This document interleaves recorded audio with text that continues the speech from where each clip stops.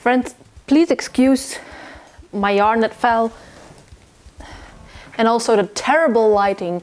It is 20 past 10 in the evening right now. I just came home from my appointment with my physical therapist and I had a brainwave on which I need to act immediately or sleep will not be in the cards for tonight. I have all these balls of, you know, kind of mohair and suri alpaca yarn that you add with other yarns. But what if we just knit with them and make like a super diaphanous summery top?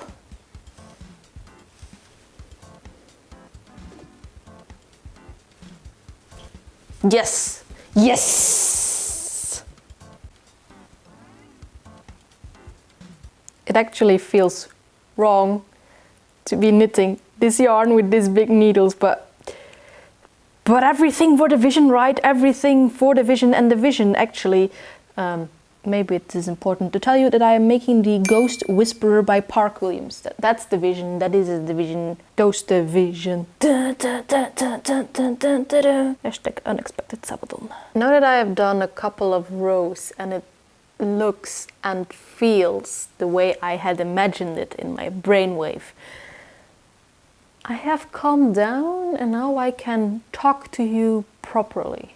And maybe for starters tell you what yarn I'm using. This is La Bien-Aimée. I don't know if it had like a yarn name. Probably it has brain fog and brainwave are still clouding the name, so it will be on screen. This one is Lang Yarn's Muse. This one I bought at La Lanalu in Barcelona, and this one was a gift from my husband, but he got it somewhere in Athens in Greece. Now, mainly my knits are, I don't know if I would call them timeless knits, but there are projects that fit everything in my closet, in my wardrobe, or that fit in my wardrobe very good. And this is kind of a novelty item, a statement piece. So that's a little bit out of my comfort zone in terms of making, but I don't know, I really wanted to make it. I'm going to indulge into the, you know, the frivolous, the fun, the joy. If it doesn't get as much wear as like my other knits do, then I'm just going to tell myself that it's okay, because this was leftover yarn. Like, I already made the projects that this yarn needed to be, and now this is just a fun extra? Or am I just thinking too deep into it and I should just enjoy the knitting? Maybe, yeah, maybe I should do that. So, my instant dopamine project. I slept on it, I had a good night's sleep. I then took it with me to the waiting room of my dentist's office, and I'm still really happy about this idea. So, let's follow the dopamine. With 6 rows of the Lang yarns and 2 rows of the La Bien-Aimée, so that the stripe would be a little bit more clear.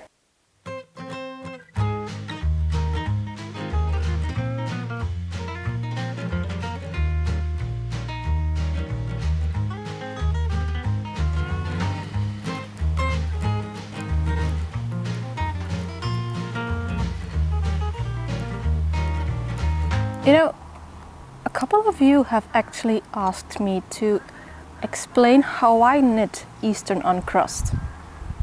Maybe right now is the perfect time and also the perfect place to show you. Bear in mind, this is not a tutorial on how you actually do Eastern Uncrossed, because I don't know if I'm actually doing it the correct way, but I'm going to show you how I do it. So the main difference between Eastern knitting and Western knitting, so that includes continental, English knitting, you know, all the styles you're probably familiar with, is the orientation of the stitches on the needle. If you look at mine, you see that the leading leg is actually at the back of the needle instead of at the front.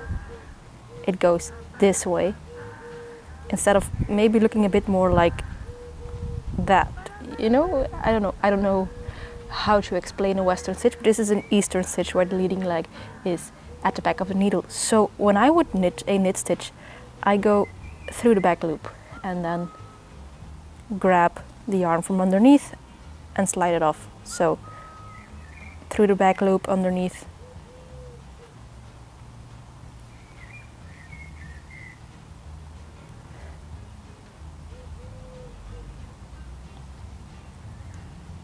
I find this a very comfortable style of knitting.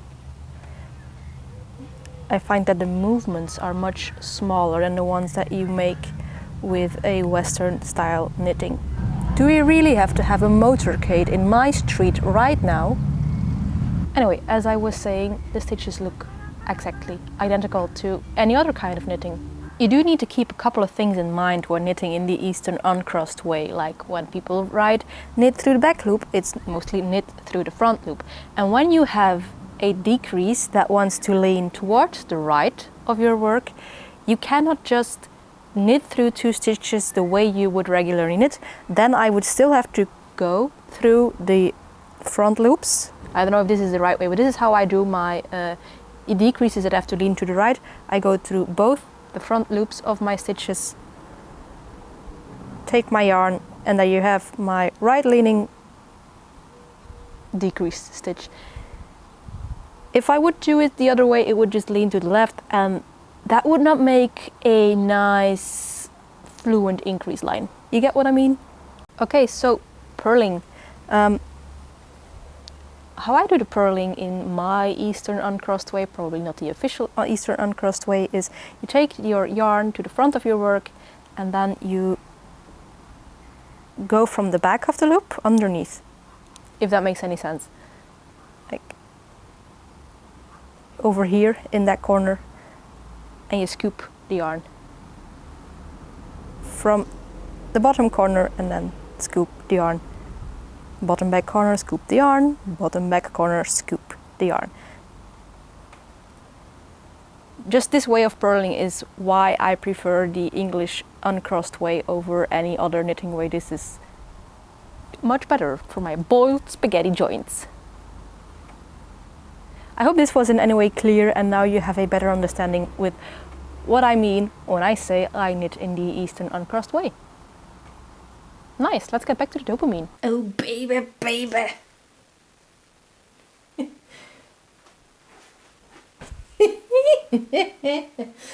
Right now it's looking all kinds of weird, but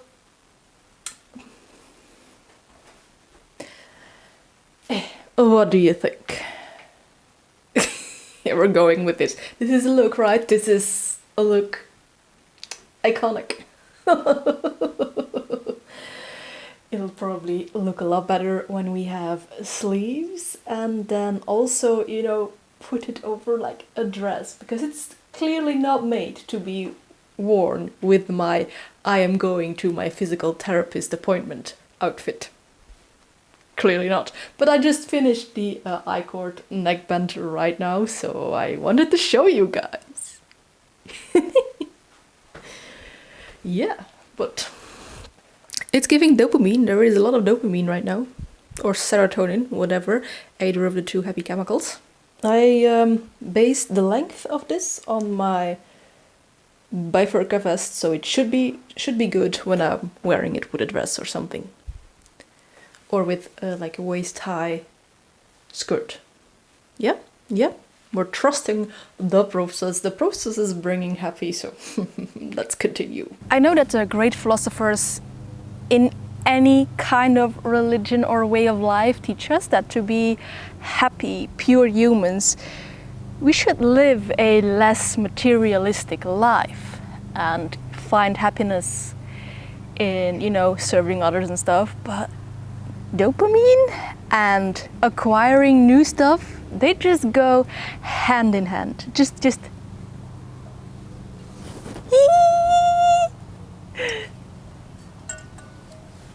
it's a yarn ball and it's a sheep. It was a gift from my husband for my birthday a couple of months ago. Yeah,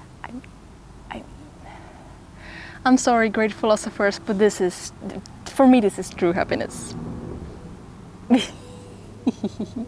I know I don't even have, like, my yarns are center pole ball, so I don't actually need it for this project, but like it's my dopamine project and my dopamine ball, of course we're going to combine it.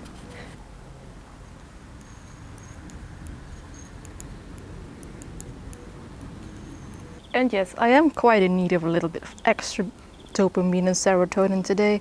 You know, these kinds of days that you just wake up and already think, ugh, this day is the day too much of the week, and then it turns out to be a self-fulfilling prophecy and everything at work just goes bizarrely bad.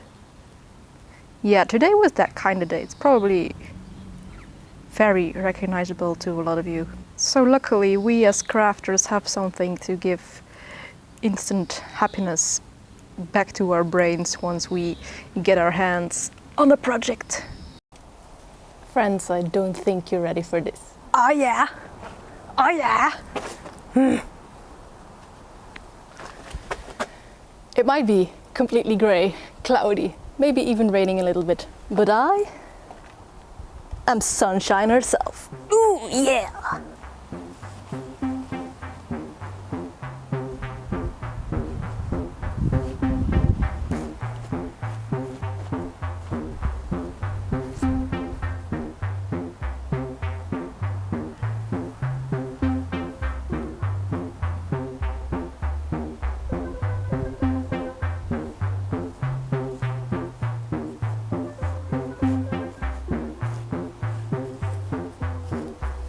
This is fun.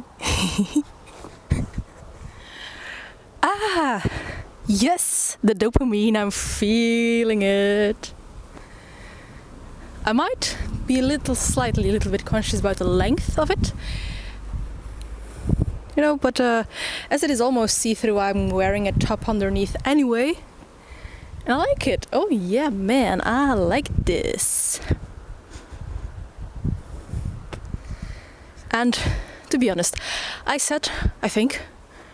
do not remember what I said, but I said something about mostly not making things that I can't at least find 5 outfits for, but I can't find 5 outfits for this, clearly. I could think of 5 outfits in a jiffy. Just throw a pinafore over it, any kind of skirt, anything that has any of these colors in here, and there are a lot. I just kind of wished the sleeves would be a bit more poofy, but what did I expect with this yarn?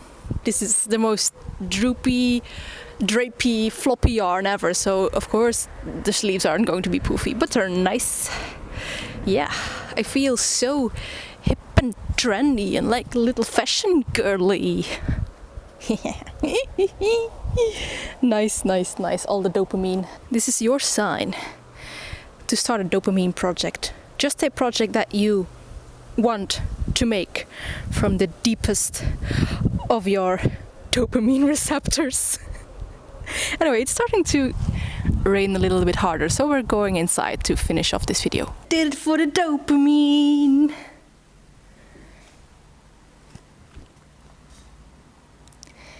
Is there anything else left to say, actually? That's a good question. Well, I do hope you also enjoyed the little explanation about how I knit, because a tutorial about Eastern Uncrossed has been your most requested video lately, and I don't do tutorials, so I hid it in this video. Those that want to know how to knit Eastern Uncrossed will find it. Am I getting too much dopamine from this? It might be possible. It might be very possible. But sometimes you just got to do it. Has there actually already been such a project that you just did it for the dopamine and not because it was practical or fit your wardrobe or anything? Let me know down below. And, well, all that there is left to say is if you like these kind of fiber shenanigans, then maybe you could like, comment or subscribe, but of course that is all up to you. And as for me, I will see you in a next video, and maybe before we do that, you could look at another video that was purely a project to help my mental health.